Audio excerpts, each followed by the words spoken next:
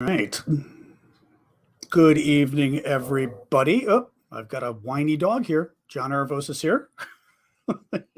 Sasha wants me to cover her with a blanket, but I'm not doing that right now. Anyway, how's everybody doing? We're here to talk about Ukraine tonight. It is Monday, September 5th. I am well, back from a nice weekend in Wisconsin. The only people who pronounce Wisconsin more Midwest than I do. Anyway, yes, Rob. I even grabbed the video, which I'm going to show you guys. It's pretty spectacular. I am good, folks. How are you all? Happy Labor Day to the Americans out there. Ooh, man, I'm warm. I've got Mom's window. I'm gonna crack. Hold on, I'm gonna crack Mom's window a little bit more. Ooh, I've got it closed.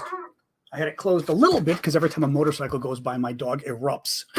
Didn't want that, but anyway. Anyway, folks, as always, I'm going to wait maybe another 30 seconds for folks to filter in, and then we'll dig right in. And I will, as always, summarize the Ukraine news, and then we'll do Q&A. So, exactly. And folks, I always forget to ask. Thank you, Mike, for that. Feel free to introduce yourselves. Say where you are hailing from, if you would. Tested positive for COVID. Yeah, I had a scare with that last week. But one of Mom's friends, I decided to be nice and visit one of Mom's friends, who I like. And then the next morning she tested positive. I was like, no. I mean, I'm vaccinated ridiculously amounts. So fortunately, I did not get sick, but my God. Hey, Elle, thank you for that. All right, guys, let me it's a kind of a slow, I guess it's Labor Day. That's true. I guess we would have a fewer people with our Ukraine update today, at least in the States with Labor Day, maybe. I am John Arvosis. I'm going to do, as I said, my 20-minute or so news update, and then we get to the Q&A. You guys can submit questions on TikTok there on my iPad via the Q&A button in my profile. You can also do questions here on the screen, but they scroll by so fast that sometimes I'll miss them. So easier for TikTok folks to do questions in my Q&A, little Q&A thing in my profile. You'll see it. Submit questions there about Ukraine. You all obviously use the post a comment box. And if you want to use super chat questions, that's always lovely of you. And for you guys, the same thing. If you want to throw those gifts at me, I always appreciate them because I am still trying to do this full time and your support helps. So thank you very much. All right, guys, I'm going to dive right in. So, I'm going to get to the Howitzer in a minute. I've set a message. We are sponsoring a Ukrainian Howitzer that you guys all chipped in on, all of you combined. And I've settled on a message, so I'll talk about that in a bit. But to start with, so the Russians, okay, we all could have predicted this. I did predict it, but God knows I wasn't the only one to predict this. The Russians have now cut off a significant chunk, thank you, Inspired Woman, of natural gas to Europe. Big surprise. And they're saying they're not turning it back on until the Western sanctions are dropped. Now, specifically what's going on is the Russians are refusing to send natural gas through the Nord Stream 1 pipeline. And this is a pipeline that particularly it's a lot of its fuel. I don't even know what percentage of the fuel goes to Germany, but Germany is the big one the Russians are going after here in terms of trying to cause damage by cutting off the natural gas. The Germans are in the process of developing a strategic reserve of natural gas for the winter because, as you Americans may not know, but the Europeans know, in America, lots of people have air conditioning. In Europe, much less likely, especially when you get to the northern countries, because things just up until now with climate change, things never got that warm. It wasn't worth having central air and everything else. But what they did need in Northern Europe was heat because of it getting cold. It always got cold. So in Northern Europe, for example, especially Germany, for example, you will see summertime, they don't need that much natural gas, right? But wintertime, they need a lot because of heating the buildings, heating homes, heating businesses. And a lot of German businesses themselves use natural gas as the energy for the business, for factories, things like that. Well, this is clearly a ploy the Russians are doing to freak out the Germans, to try to once again cleave Germany away from the rest of Western Europe in terms of supporting Ukraine. The Germans, I was saying earlier, are developing a strategic reserve of natural gas, a sort of a rainy day fund of natural gas, right? Like America's strategic petroleum reserve. The problem is the Germans probably will get to almost capacity, which they want by I think they were saying now November 1st, but actually they were moving the timeline up because they were doing so well. Here's the problem. I was reading this morning, even if the Germans fully fill up their strategic storage of natural gas, it's only enough to last them 2.5 months. What would that be? November, December, and half of January? If they're lucky, the end of January? I mean, February is still horrific winter, right? Especially in Northern Europe. So the Russians are playing games, and the Russians are trying to punish Germany. My response to this is what it's always been, which is if the Europeans are worried about, if Germany is worried about the Russians punishing them come this winter, then Germany ought to do everything it can to make sure that this war is over by this winter.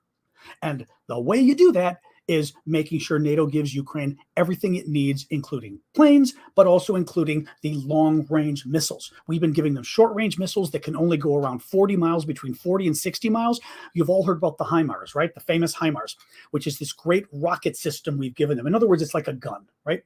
And we've got to give them the bullets too. Well, we gave them the bullets for the gun that only go 40 to 60 miles. We've got bullets for the gun that go 200 miles, 300 kilometers, but we won't give them those.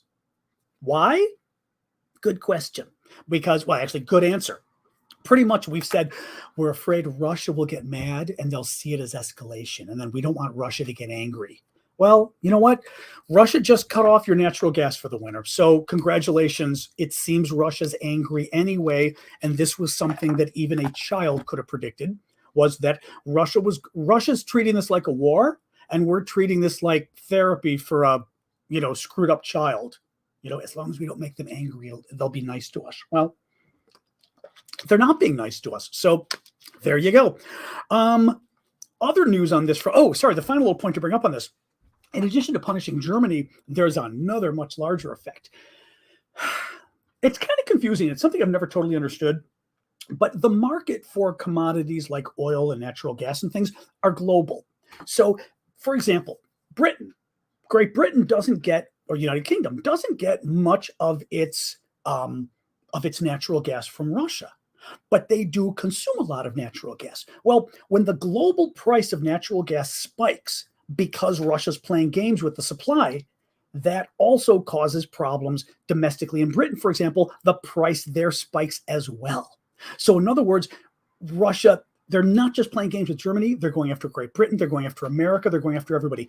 Since Russia announced this, on Friday, they announced they were playing games, and today they confirmed they're not turning the pipeline back on until we drop the sanctions.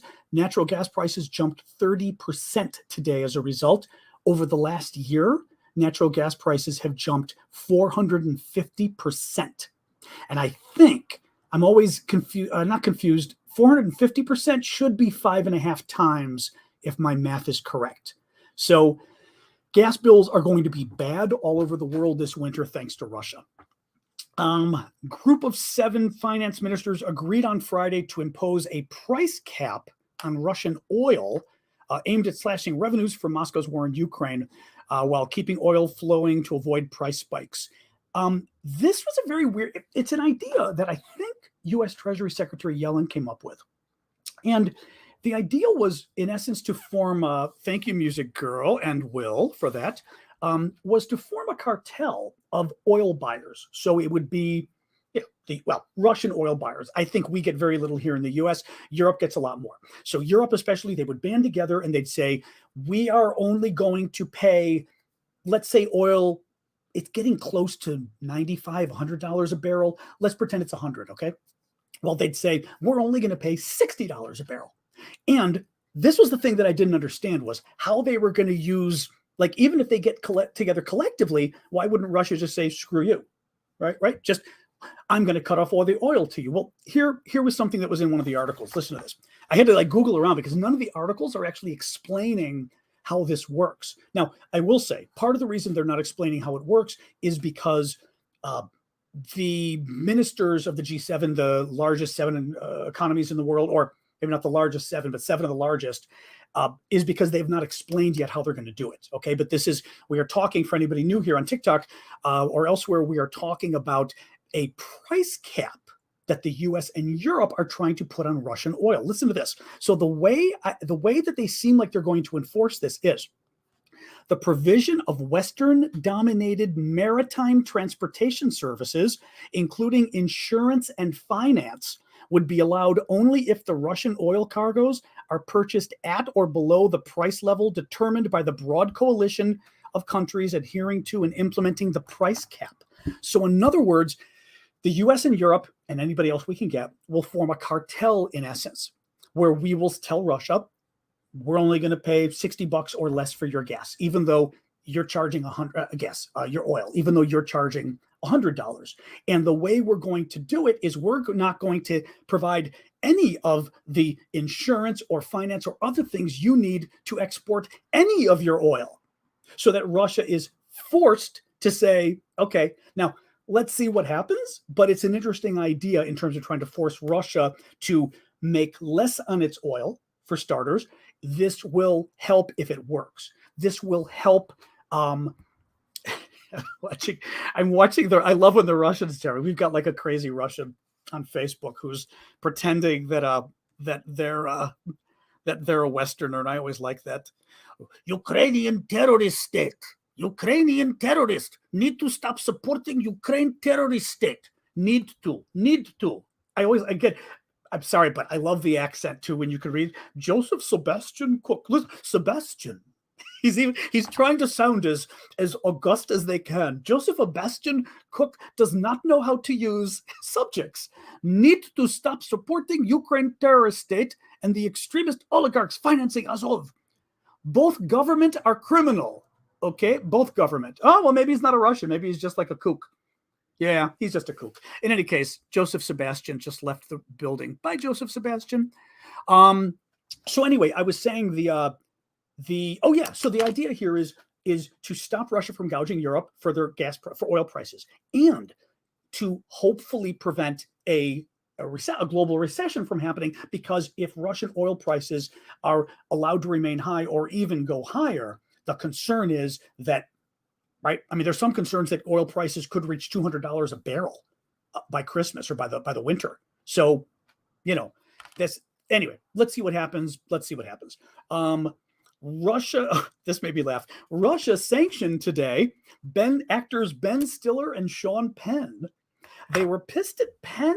Penn was doing a documentary in Ukraine when the invasion happened, and spoke out for Ukraine.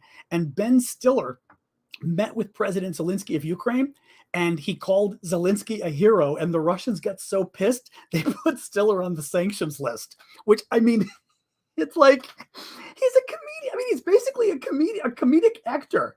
I mean, I knew his parents. I like his mom. I knew his mom. His mom was a big supporter of my blog back in the 2000s. She was great. She would send me like $100 check every month. I mean, amazing woman. And Mira, amazing comedian in her own right. But Ben, whatever. I'm not his biggest fan, but I love the Russians. Ben Stiller and Sean Penn can no longer come to Russia on vacation. And mind you, what idiot is going to Russia on vacation right now, right? They kidnapped Brittany Griner. They kidnapped her, right? Thank you, Motek Missy. They kidnapped an American basketball star and are using her as a hostage. They're going to use her to either get the sanctions lifted, which is what they want, or some of their own criminals released from American or Western European or European prisons, And after that, what kind of an idiot is going to go from the West to Russia on vacation, or frankly, anything else, knowing that they're kidnapping Westerners and using you as hostages and to exchange? I mean, so anyway, it makes me laugh when Russia bans people from coming to Russia, because it's like, okay. I mean, I kind of want to start a web campaign and say, Russia, ban me too, just because I'd like the credit, sort of, I was banned by, I'd put it in my bio, I was banned by Russia, So the Zaporizhzhia nuclear plant, lots of updates on that, very unclear, actually, to the point where a spokesman for President Zelensky today even said the situation is unclear with the plant.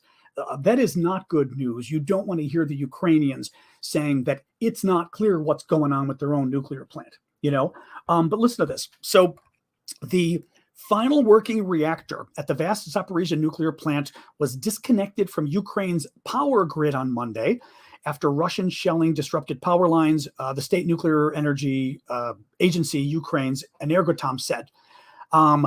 4 representatives of the United Nations, of the IAEA, which is the International Atomic Energy Agency. It's the United Nations body that oversees nuclear power. So they all did a recent visit to the plant to make sure everything was safe. Well, they're going to let us know if they think it's safe.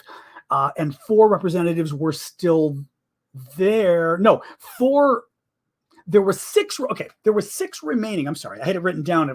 There were 6 remaining, and 4 have just left. So 2 are remaining now from the UN agency, and they are hoping to stay permanently. But mind you, the Russians are in control of this nuclear plant, and I doubt the Russians want them to stay. Look, it's the Russians. We know it's the Russians. At this point, it's not the Ukrainians who are shelling this nuclear plant. There's no way it's the Ukrainians. I mean, it is. If this plant blows up, it is first and foremost going to spread radiation around Ukraine. The plant is in the middle of southern Ukraine. And the first place the radiation is going to go is around the plant in Ukraine and then south to Ukrainian Crimea. Now, Crimea is the territory in southern Ukraine. If you look at the map, you'll see this appendage hanging down. It's the territory that Russia stole in 2014 and now claims it's part of Russia. It's not. Nobody recognizes it. It's Ukraine. Even if Russia is occupying it, Ukraine doesn't want to spread radiation over its own territory it's trying to get back, right? I mean, you know what happens with radiation. I mean, it can take, look at Chernobyl in the north of Ukraine. That place is never opening up again. I mean, that place is going to open up again maybe in 30,000 years, right? So I have a hard time believing this is the Ukrainians that keep bombing. Somebody bombed the nuclear plant again today and took out the remaining power line that was being used to connect the plant to Ukraine's power grid. Now, I had read something about a couple things going on. One, the backup generators did kick in. So, in other words, in order to keep the plant safe, right, you've got to have the cooling water and everything else going for the fueling rods. The generators kicked in, so it's safe for now. The plant is disconnected from Ukraine's power grid, which means southern Ukraine is now not getting power from the plant. There is some kind of a backup, and I didn't quite understand where, but there was another. I don't think I've got it on here. I don't have it on here, but there was another backup that was at least providing Ukraine energy in the south. But it's not good. This is not good. Now, just to add to this, listen to this. This was from the Institute for the Study of War. They are a very good defense think tank in Washington, D.C., where I normally live. I'm visiting Chicago right now. And they're just super credible. I mean, the top defense folks follow them. Very credible. So listen to this. Institute for the Study of War geolocated footage from September 2nd and 3rd. So that would be, Friday, Saturday, I guess, from September 2nd and 3rd, showing Russian forces firing MLRS, which is multiple launch rocket system. These are systems similar to the HIMARS. HIMARS is better, but it's similar. Firing MLRS rounds from positions on the grounds of the Zaporizhzhia nuclear plant within 1 kilometer of a nuclear reactor. 1 kilometer of a nuclear reactor is 0.6 miles. So it would be like 5 blocks, 4.5 blocks away from one of the reactors. The Russians are literally using the nuclear plant as a human shield, except as a nuclear shield. They're trying to put their best weapons near it so that the Ukrainians can't fire back. Or if the Ukrainians do fire back and miss, the Ukrainians blow up their own nuclear plant. I mean, this is sick stuff. This is very sick and dangerous stuff. Russian opposition outlet, The Insider's footage of Russian forces operating MLRS systems at the plant reaffirms Institute for the Study of War's prior assessment that Russian forces have militarized the plant. Yeah, I'll move on from there. But this is bad news with this plant, folks. We're going to see what happens. But there's 2 things going on. Not even 2 things. The other thing you got to keep in mind with this nuclear plant, Russia knows they're playing games. They know their shells are getting close. And I think Russia would be happy to have the plant blow up. Absolutely, positively happy. Because here's the thing. Russia has been claiming all along that it's Ukraine. If the plant blows up because a shell hits it, it's not really clear that anyone's going to know who blew it up. Look at it this way. For the last couple of weeks, Ukraine and Russia have each been accusing each other of bombing the plant. We have no proof of who it was. That to me means that if Russia blows the plant up effectively, we still won't have proof of who it was. And Russia knows this. So I think Russia's trying to blow up the plant. They would like nothing better than to have a nuclear accident in southern Ukraine. It is the 20% of Ukraine's power. So now Ukraine's lost 20% of its power. That's going to affect its war machine, right? I mean, how well Ukraine's fighting back and building new weapons and things it needs. They're going to spread radiation around Ukraine, which I think is just considered a plus because it's going to hurt Ukraine for decades to come, right? And they want to enfeeble Ukraine. They want to make Ukraine as weak as possible. So, it's no longer a threat to Russia. Ukraine's obviously, I was going to say obviously, before the war started, Ukraine was clearly not a threat to Russia. Now that Russia has invaded Ukraine, it's clear that Ukraine actually is a threat to Russia because the Russian military sucks and the Ukrainian military is shockingly good. But putting that aside, I think the Russians would like nothing better than for it to blow up because then it's going to scare Western Europe, or Europe in general. Actually, Western Europe, though. It's going to scare the neighboring countries, but it's really going to freak out the Germans and the French. And let's take us back to what we started today's show about. We started talking about the Russians cutting off natural gas. 100% through the Nord Stream 1 pipeline of their natural gas has now been cut off to Germany because they're trying to blackmail Germany into no longer supporting Ukraine, forcing Germany to say it's just not worth it anymore. This war isn't worth it, right? Well, blowing up a nuclear plant and spewing radiation everywhere would be another great way to try to convince Germany and France that this isn't worth it. I think that's what the Russians are doing. There you go. So let's talk about the counteroffensive as well. So Institute for Study of War says that the Ukrainian counteroffensive is making verifiable progress in the south and east. The south is Kherson and Zaporizhzhia, the two provinces. I don't have my handy map handy, but the two provinces in southern Ukraine. And east is the Donbass, the area is called, which is two provinces, Donetsk and Luhansk province. Okay. Oh boy, he's got like multiple. How did this load? Sorry, my little fake Russian troll is back again. Oops, mom's phone. So what do we got here? Hang on. Oops. We go to the next page. One moment. Yes, so they're making significant progress, which is nice to see because Institute for the Study of War would not say that Ukraine was making progress unless they were. This is one good reason I like them as a think tank is because they've got a certain rigor. They won't just quote news stories. They won't really report on it unless they think it's true. Or if they don't think it's true or they think it's really not clear, they'll tell you that. The Ukrainian forces have made substantial enough progress to begin evoking more realistic commentary from the Russian military bloggers who had been hewing very closely to the Kremlin's optimistic rhetoric until today, meaning yesterday. What they mean is we've got this whole group of Russian military bloggers, and they are not Russian military. They're Russian private citizens who are basically former military, and they've been blogging about the war on social media, specifically on Telegram. They'll go on Telegram, which is a social media app that the Russians like a lot. And it's kind of like Instagram, really. They'll put video, they'll put photos, and they'll write, a paragraph or two of text. So they've been like giving snippets about the war. Well, recently the military bloggers have been, exactly as it says, sort of hewing the Kremlin line and saying, oh, everything's going great. The Ukrainians are doing terribly. Thank you, Kanalsi. The Ukrainians are doing terribly with this counteroffensive. Well, yesterday, they changed their tune and started getting pissed off at Moscow again because the Ukrainians are having some real successes. Now, this does not mean I'll quote something a little bit later from, I forget who it's, I'll quote a little bit later, but this may not, the Ukrainians may not even win one of these regions for months at this point. Well, nobody's thinking they're going to win it in the next week or two, but it still is significant that the Ukrainians are having successes. Ukrainian President Zelensky announced that Ukrainian forces liberated 2 unnamed settlements in southern Ukraine and 1 settlement in Donetsk, which is in the east. Institute for the Study of War has independently confirmed the liberation of the settlement in Donetsk in the east and 1 of the settlements in Kherson. Now, the settlement in Kherson, I'm seeing if I've got it written down. I remember I had the name because it reminded me of it reminded me of the Greek Easter, or actually the Greek Christmas bread that a lot of us make in Eastern Europe and Greece and everywhere. It's almost like the Jewish challah. It's an egg, sort of sweet egg bread. We called Vasilopita, and the name was something Kapila or something is the name of the town. I don't know if I have it here, but in any case, it's confirmed that the Ukrainians liberated it. It is north of the river.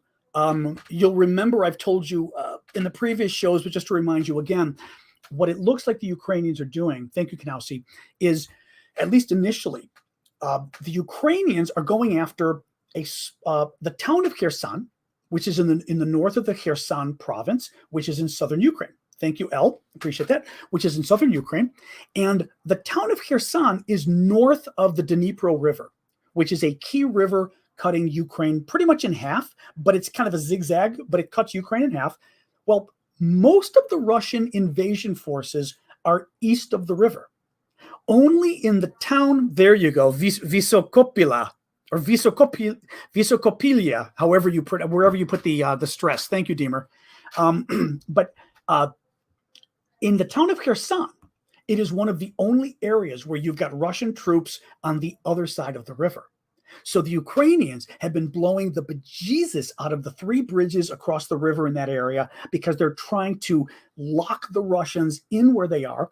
There's about, I've been seeing numbers back and forth, maybe around 20,000 Russian troops are north of north and west of the river, okay, on the other side. They want to cut them off from reinforcements. Thank you, Samantha. Appreciate that.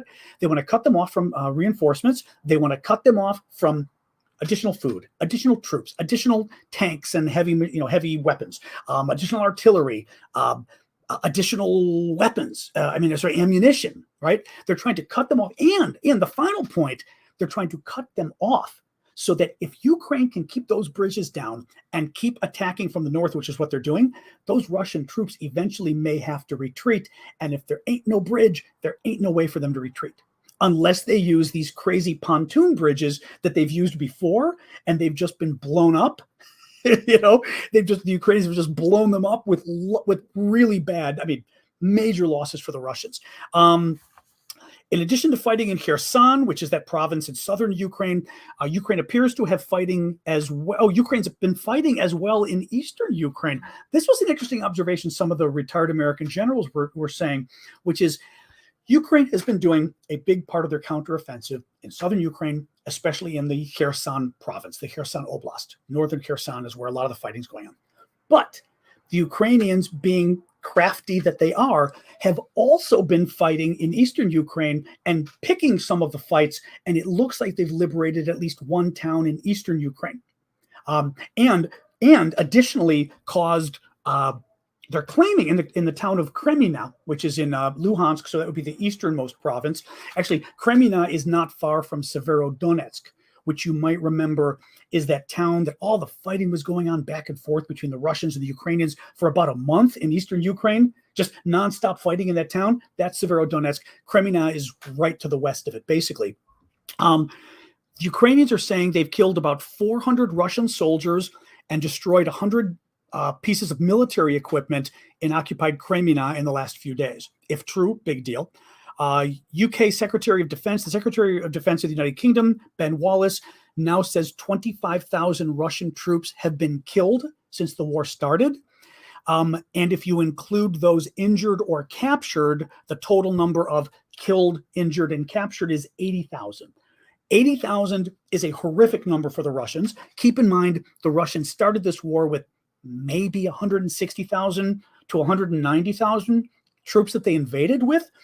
We're talking up to half of Russia's troops they invaded with are out of commission. That's really bad. 25,000. What's really important about 25,000 Russian war dead is the war has been going on for 6.5 months, let's say, 6 months and a week and a half, whatever it is. Russia in Afghanistan in 10 years lost around 14,500 and so troops in Afghanistan in 10 years. Those 10 years of deaths, those 14,500 deaths were considered, abominable for Russia. Thank you, Mano, for that.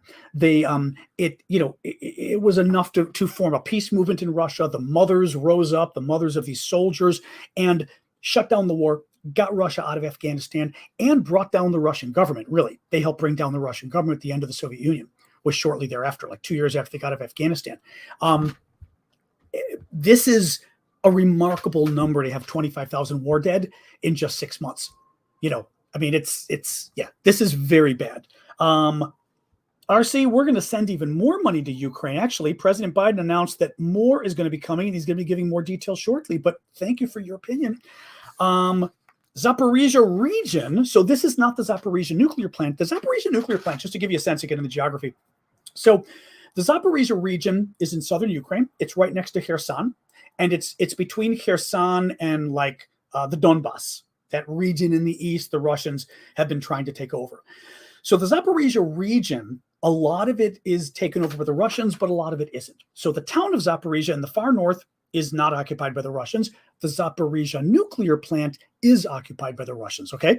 So I'm now talking about fighting in the Zaporizhzhia region, but not fighting at the nuclear plant, okay? According to Ukrainian intelligence, Ukraine has been attacking Russian air bases in occupied Kamyanka, Dniprovska. The intelligence director of Ukraine's defense ministry reported today that Ukraine has destroyed a base of the Russian Federal Security Service in Russian-occupied city of hang on a second. Sorry, am I going to? Oh, no, that's right. The Russian-occupied city of Kamyanka. In Zaporizhzhia. The intelligence also reported on explosion inside. Oh, this was good. Intelligence also reported an explosion inside the storage area where ballots for holding a staged referendum were kept, saying that all the paper materials were burnt down.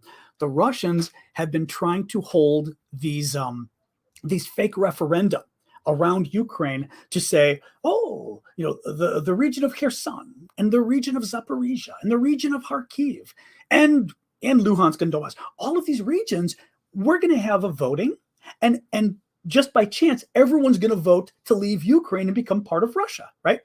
Well, the Ukrainians were able to find out where the ballots were stored, and they blew the place up and burned all the ballots, which is, it isn't a bad idea because it just makes it that much harder for the Russians to pull this off. An Estonian official said today, this was interesting to me because I thought it was a nicely realistic estimate of the timing in the war, so that people really realize it's not like this war isn't ending in the next 2 weeks. Ukrainian Estonian official, the head of Estonia's cyber command, so this would be senior military person, says Ukraine will be able to kick Russia out of Dnipro's right bank in 2 months. He said on September 5th, actually, I shouldn't say he, I do not speak Estonian, so Kaupo Rosin, Kaupo, with the O, I'm going to guess male, but who knows with Estonian.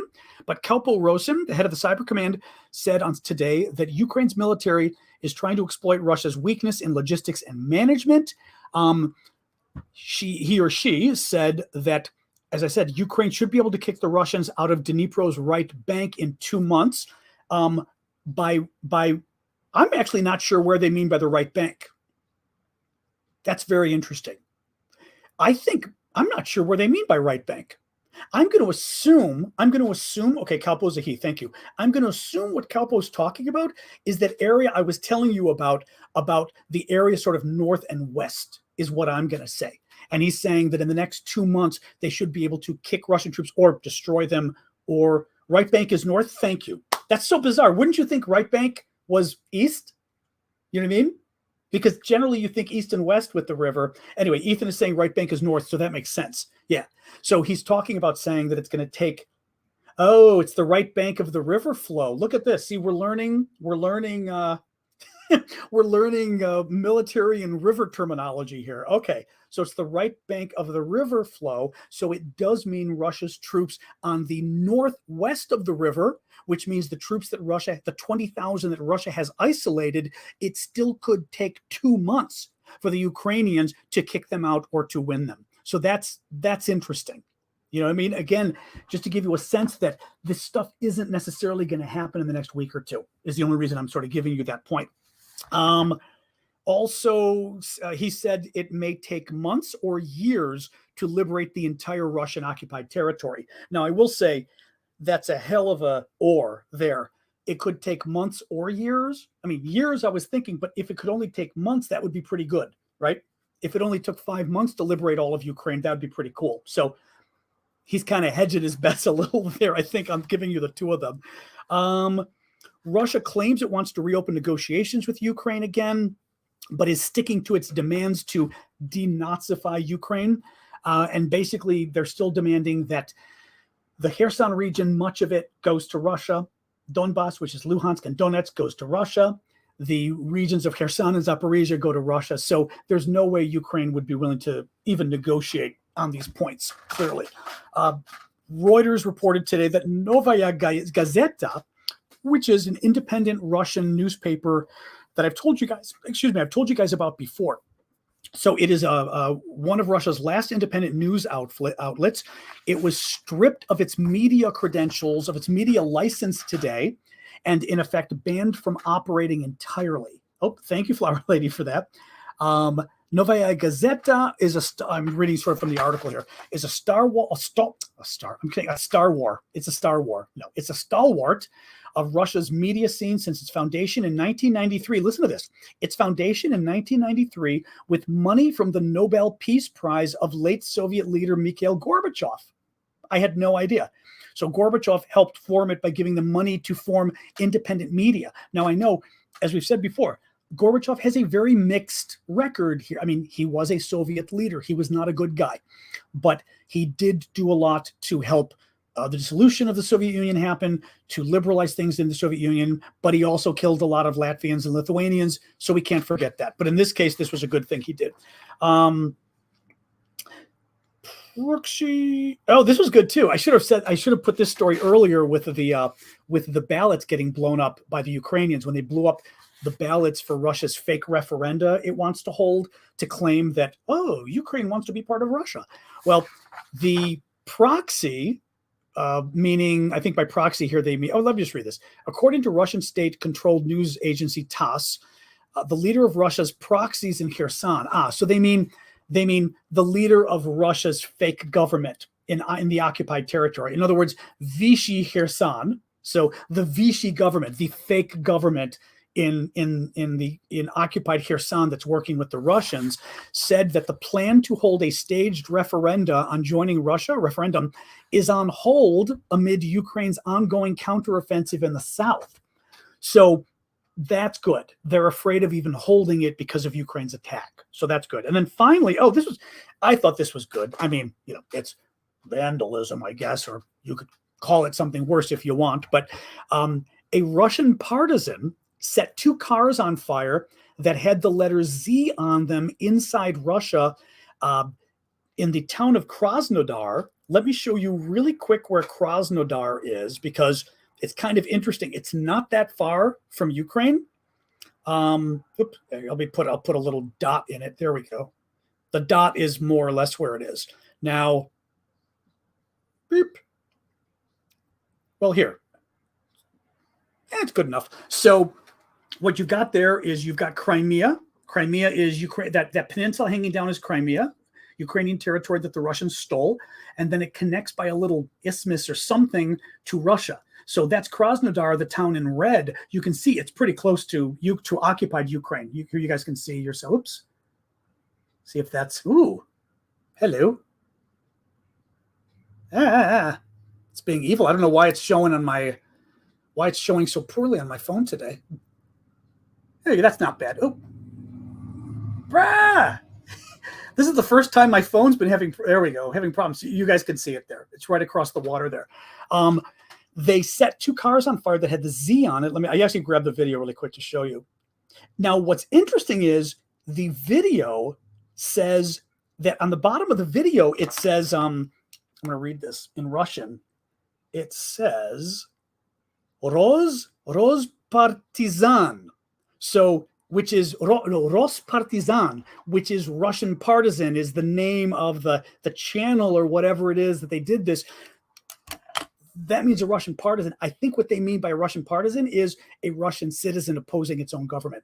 So here, check this out. Oops, I will try to show both of you if I can do both simultaneously. There's no sound on this, but oops, hang on. Come on, you. Here we go. Here's, you know what? I'll show one and then I'll show the other. It'll be easier. Hold on. I think that, yeah, this will be easier. He's going to be on the left of the screen, on my left. There we go. So that's the first car, and now he goes to the second car. He's doing Molotov cocktails. And it gets so bright that the image turns back into color, the camera recording it. Here, I'll show you guys too. Because it's like a night vision on the camera, but the image is so bright that the camera starts treating it as day. All right, so you'll see him lighting up the one car, and then the second, and now he's going to go to the second in a second here. The second car is the one that the camera's in range for. And then he runs. Yeah, interesting. I mean, considering we're talking about a dictatorship, that's, you know, that's pretty ballsy. Well, it says Rospartisan in Russian. So I don't know if it's Telegram or where he put. I shouldn't say that's the name of the channel. It's what they inscribed at the bottom of the video. So Rospartisan, if you speak any of the language. This was in Krasnodar, I think I said. Yeah, Krasnodar, which is right across. If you're in Crimea, you go across the little bridge there, the Kerch Bridge, and it's not very far into Russia. So not very far away from. It went up really well. I think it was a Molotov cocktail. So basically, right, you're talking a bottle with gasoline and a wick that's on fire, and he may have taken it and just thrown it under the car, like in the wheel well or something, and smashed it so that the engine went. I mean, who knows? It went up pretty fast. Yeah. So the last thing I was going to tell you is, so I have made a decision. We are in fact going to. I made a decision on our message. We raised $4,000 to sponsor a Ukrainian howitzer, an M777. I've been taught is the way you pronounce it, howitzer, which is an artillery. Thank you, Sky Queen, for that. Which is an artillery weapon, and we raised $4,000. They asked for $5,000, but the guy was willing to give it to us for $4,000 because he liked that we were trying. And we are going to get our message on the side of this howitzer in Ukraine. They're going to write it.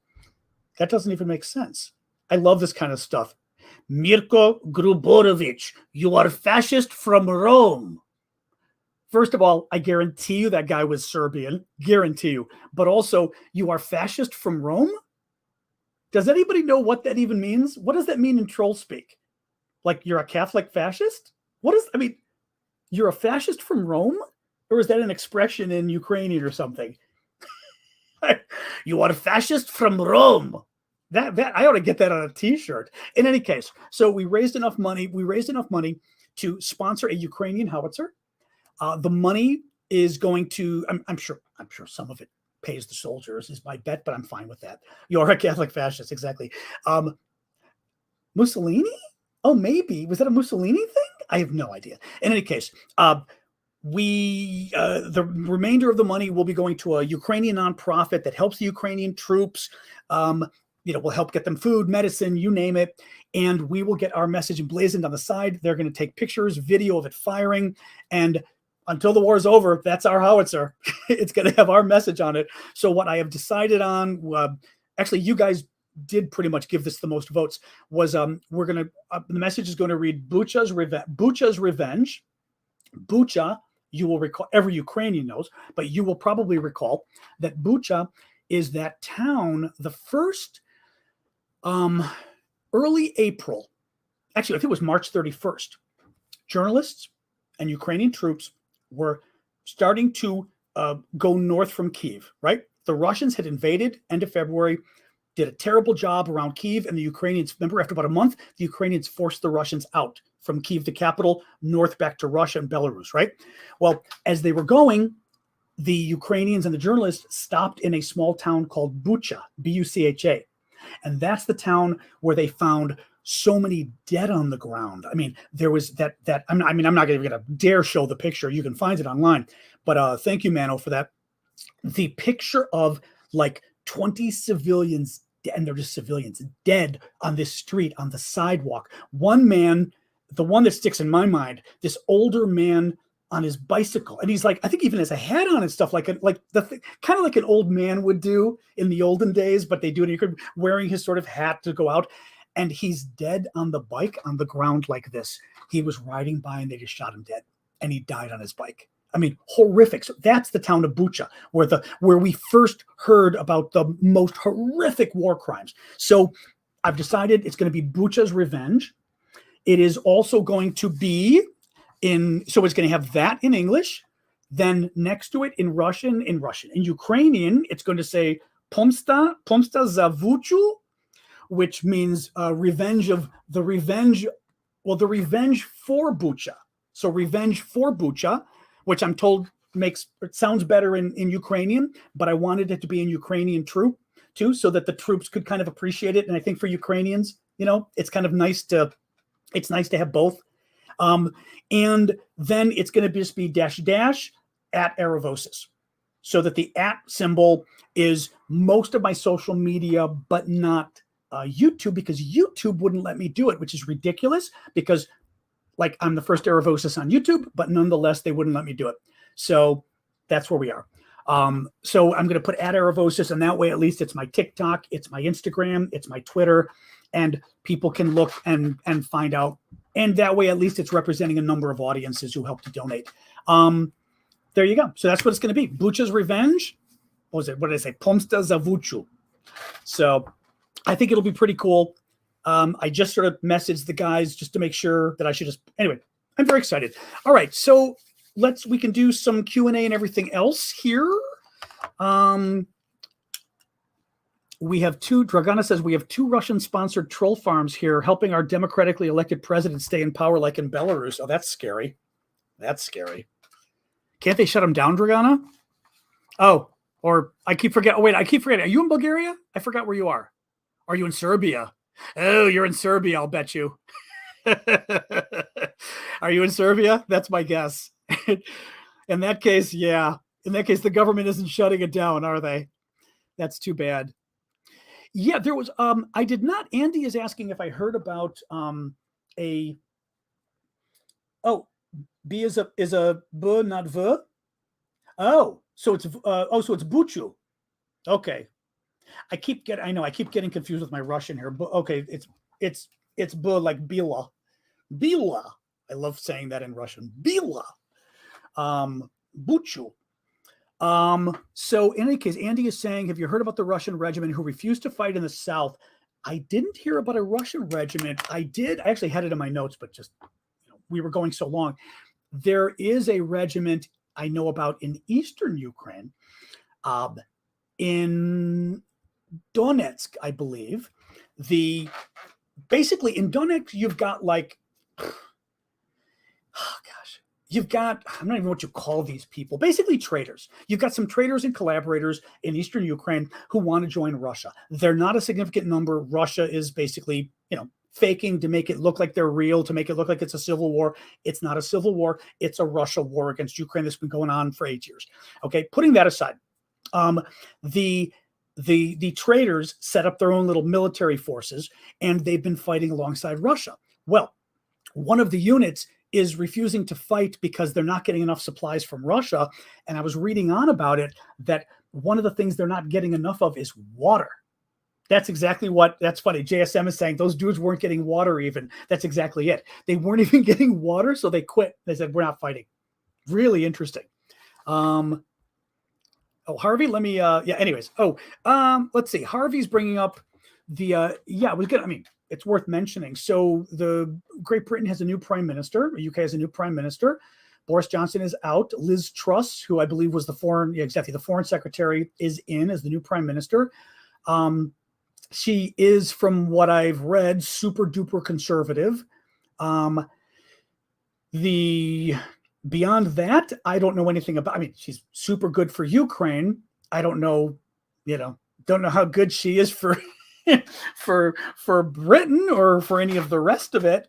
I'm glad she's going to be good for Ukraine, but I have no idea. I don't know. I'd be curious. I mean, that's the thing I'm wondering, is she Thatcher 2.0 or what is she? And the videos I've seen of her, I've been underwhelmed. I mean, I think, look, I'll say this about Thatcher. Thatcher was a strong person, and she would speak and it was bam, bam, bam. And I think you need that in a leader. So I don't know, from the videos I've seen, Liz Truss is not exactly a great speaker, but what, oh, that's interesting. Alec is saying, oh, I don't know about that. You heard that since she's the prime minister, the relationship between the U.S. and the UK may be in danger. I doubt that. I mean, how would it be? I mean, I don't think so. I mean, she's more conservative. It would depend. I mean, if she's going and bombing babies somewhere, then that's going to cause problems with Biden. But I'm not sure how, even if she's very conservative, how that causes a problem.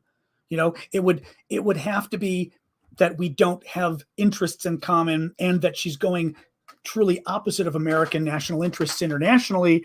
And at least with Ukraine, she's not, right? She's not pleased with Russia, which is good. I'm assuming she's no fan of Russia. Syndicate's saying could be problems with the relationship between the UK and the EU. That's interesting. Let's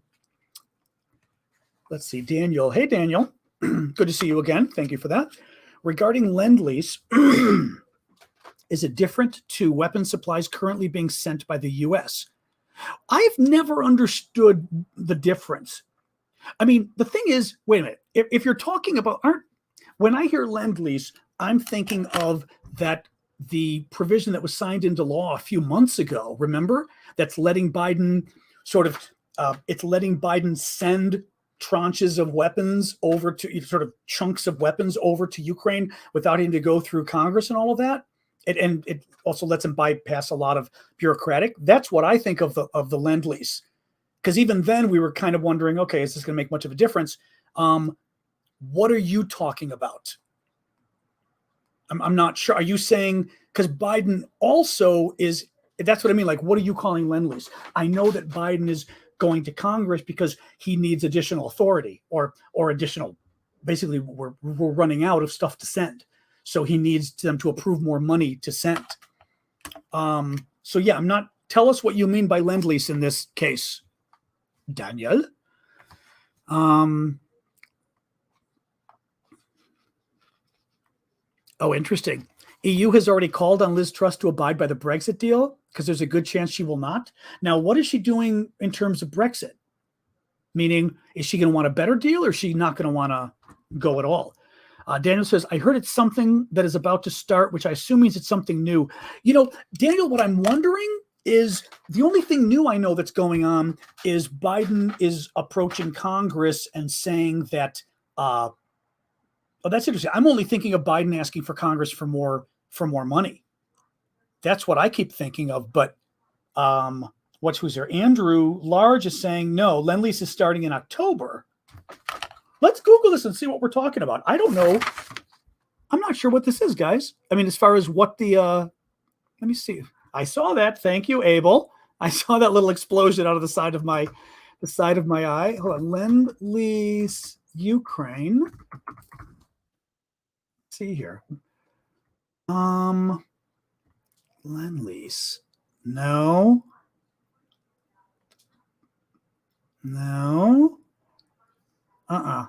It's not coming up using that. No. Back in May 9th, Biden signs Lend-Lease Act to supply more security assistance to Ukraine. That was, the act authorizes the administration through fiscal year 2023, which would be next year, to lend or lease military equipment to Ukraine and other Eastern European countries. The act would exempt the administration from certain provisions of law that govern the loan or lease of military equipment, blah, blah, blah. So, yeah, so I'm not sure. That's something that's why I was getting confused. Yeah. Okay, Kelly says it doesn't officially start until October. Okay, that's interesting. Okay, see, I thought the Lend-Lease was what we were already providing because it was the law passed in May, but it's not officially starting till October. Okay, then I'm not really sure. I'm not sure. Yeah, I'm not sure how it's going to change things. I don't know. Yeah. The UK during Second World War does not class. It is not classified for financial aid. In theory, the country will pay it back like a bank loan. Okay. Okay. Oh, funny. Oh, Dragana. This is funny. Dragana's weighing in and telling me about the troll that said, you are Roman traitor, or whatever it was. From the Rome comment implied you betrayed your Orthodox faith. Oh, you are Serbian. I thought so. So the talk about troll farms keeping Vucic, I never knew his name, actually, your leader, your current one. People in governments are not exactly on the same page regarding anything, same as Belarus. Interesting. Okay. Well, I always wonder with Serbia. I got to tell you, boy, sometimes, I worry about Serbia sometimes with the Russia thing, I have to say. Yeah, let me look at the Q&A as well on my TikTok here. That's interesting. Oh, sorry. Actually, wait. Sorry. Let me make sure I got your guys' comments. Hang on. All right, Motek, I've got you. Yep. Daniel. Yeah, sorry about that, Daniel. I just don't know. I don't know. Harvey is saying Truss is a bit of a hypocrite. Her career has been following the leader. Best example is she was a remainder remainder meaning stay, no anti-Brexit, a remainder until the UK voted to leave the EU. Oh, I see. And then she switched. It'll be interesting to see her make her own decisions. That's interesting. That's interesting. Yeah, well, or she's going to flip-flop, because she's going to go with the flow. There is that possibility, right? Which is not good, actually, because you don't really want a leader being a flip-flopper. Oh, yeah. I mean, I hear you. Somebody's saying I should write for Bucha and Mariupol. It's too hard. It's just too hard. It's too many. I'm with you, but it's too many words. It's too many words. Because then it's Bucha's and Mariupol's revenge. It's too many words. It doesn't sound good in English. And if we're trying to say that and we're trying to write it in Ukrainian, it's just too much. It's too much. I hear you, but it's too much. No. I mean, they get the idea. I think just saying Bucha's revenge, it's a nice memory. I think the Ukrainians will like it because I like the idea that we're also doing a nod to them, because they will see that we care about, I hear you. I just don't like it in English. I think, Zabucha, I just think, Bucha and Mariupol's revenge. It's too much.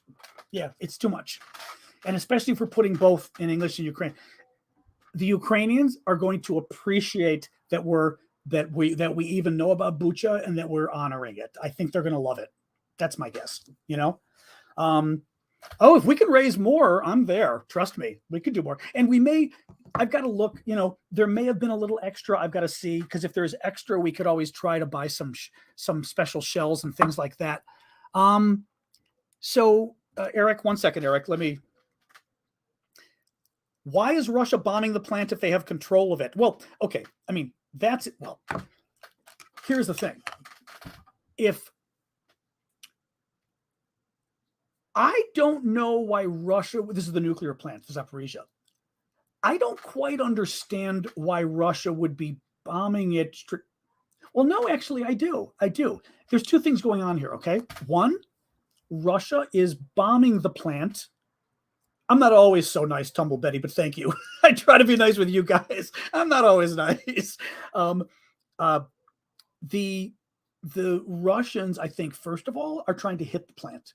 So they're bombing it anyway with their own weapons. They're trying to blow up the plant, I think, because they're trying to use it as a dirty bomb, as a terror weapon.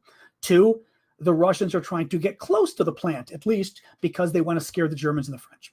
And they want to scare them into thinking, oh my God, this could be it. It could explode. We've got to end the war now.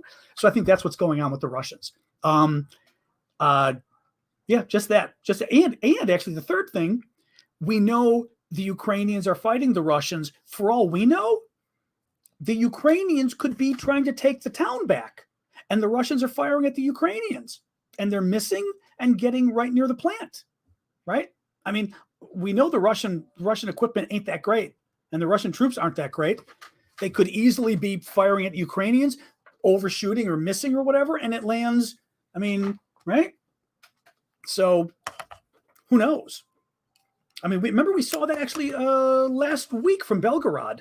Remember? Thank you, buddy. Remember Belgorod, which is the the Russian town that's right across the border from Ukrainian Kharkiv, northeastern Ukraine, and literally 20, 25 miles from the border, this Russian town.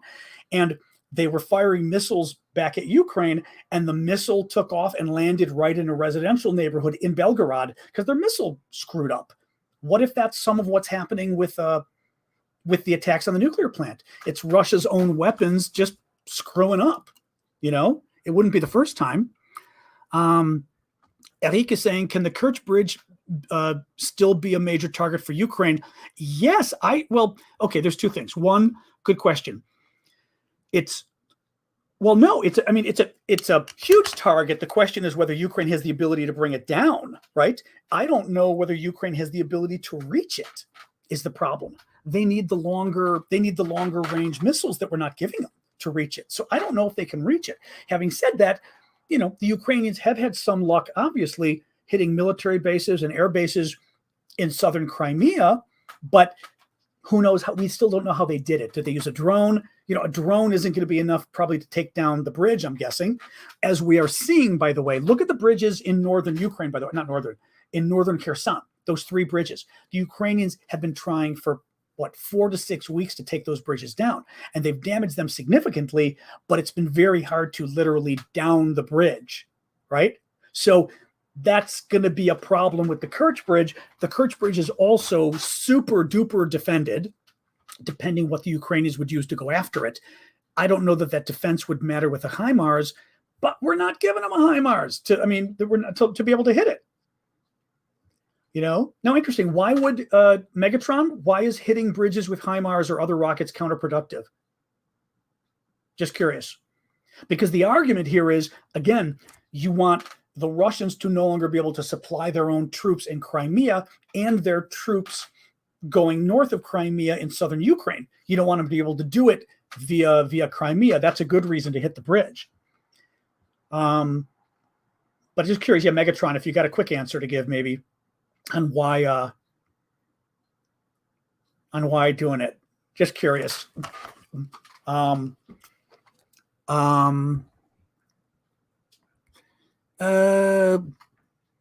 else we got here? Oh, actually, you know what? We're 3 minutes after, guys. Here's what I'm going to do. Let me look and make sure nobody else bought a question here. Oh, Dragana, right?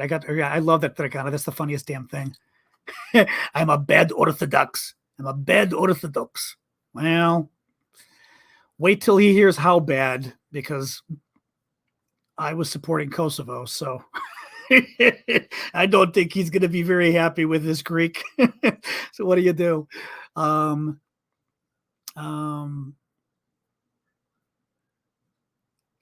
Felix, I hope not. I think he's trying to freak out the government, though. I don't know if he's trying to think. Sorry, Felix said he's never heard of French or German crying over the threat of an explosion at Zaporizhzhia. I think Putin thinks he's going to put more pressure on Schultz or whatever, thinking, oh, the nuclear thing is just one more thing, That's okay. We can disagree about some things. I got it. But any case, guys, it's 4 after. I'm going to call it quits, and we will move over to. Thank you, Inspired Woman. We're going to move over to my Discord, because we've been doing that lately. Because again, trying to keep it to an hour from my voice. Discord, I'll be doing my voice, but a little, maybe 15, 20 minutes. Okay. So let's go over there, guys. As all week, I will be doing 5 p.m. Central, 6 p.m. Eastern, so the same time all week. Oh, the recap. All right, I'll do a quick recap. I do keep forgetting to do the recaps lately. Hang on. Quick recap, and then I'll go. Oops. 1, 2, 3, 4, 5. All right.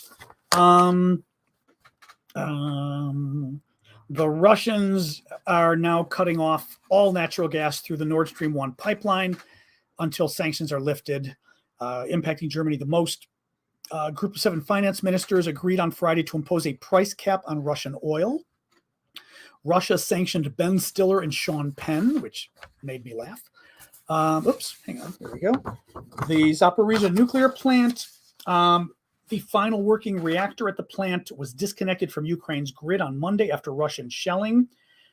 The Institute for the Study of War has geolocated footage showing Russian forces firing multiple launch rocket system rounds from positions on the grounds of the Zaporizhzhia nuclear plant. Institute for the Study of War says the Ukrainian counteroffensive is making verifiable progress in the south and east. Zelensky says they liberated 2 unnamed settlements in southern Ukraine, actually one of which we now know was the one that I'm already forgetting the name of there, and 1 settlement in Donetsk in the east. In addition to fighting in Kherson, Ukraine appears to have, just said that. British Secretary of Defense Ben Wallace says that 25,000 Russian troops have now been killed in the war. In the Zaporizhzhia region, Ukraine has been attacking Russian bases, and they've destroyed a base of the Russian Federal Security Service. An Estonian official is saying that Ukraine may be able to kick Russians out of Dnipro's right bank or the northwest side of the river in 2 months. Russia claims it wants to reopen negotiations with the Ukraine, but they're lying, and they're not budging any on their negotiating positions. Reuters says that Novaya Gazeta, one of Russia's last independent news outlets, was effectively shut down today. The referendum for people to vote to say they want to leave Ukraine in Kherson Oblast has been postponed. So that's good. Oh, and I just had a nice video of a Russian partisan setting 2 cars with the letters Z on them on fire within Russia, which was pretty wild. See ya, Eric. Bye, everybody. Bye, Harvey. All right, yeah, I'm going to the Discord. Anybody who wants to go over, we will be at discord.aravosis.com. And once you get on, you scroll all the way to the left, go down, and under voice channels, you'll see one of the channels is called John's After Show, I think. All right. Otherwise, I will see you guys tomorrow. Thank you all. Appreciate you joining me, as always.